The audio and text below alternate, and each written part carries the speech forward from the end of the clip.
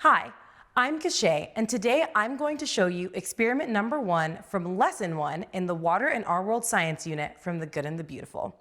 For this experiment, we need 2 glasses, and clear glasses work best so you can really see what's going on. You'll also need some water, a spoon, a few drops of food coloring, any color will work just fine, and a few paper towels. First, take a couple paper towels and roll or twist them so they're in the shape of a rope, roughly 1 foot in length. Next, fill one of the cups half full of water and add a drop or 2 of food coloring and stir. Then place an empty glass next to the glass with colored water and place one end of the paper towel rope in the colored water and the other end into the empty glass. I'm going to let this sit for a couple of minutes and then we'll come back and see what's happening.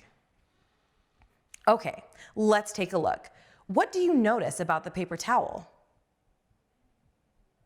You can see here that the colored water is creeping up our paper towel. And what do you think caused the water to climb up the paper towel despite gravity? What you are seeing here is called capillary action. The water molecules are attracted to the molecules in the paper towel, so they cling to one another and cling to the molecules in the paper towel and then spread up the paper towel. Capillary action is the process that plants use to draw water out of the ground through the roots and up into the plant. Let's leave this experiment to keep working for another hour or 2 and come back later to see what's happened. What happened in the last hour? You can see that more and more of the colored water has moved up through the paper towel and down into the other glass. Be sure to check out these Open and Go homeschool science units and many more on goodandbeautiful.com.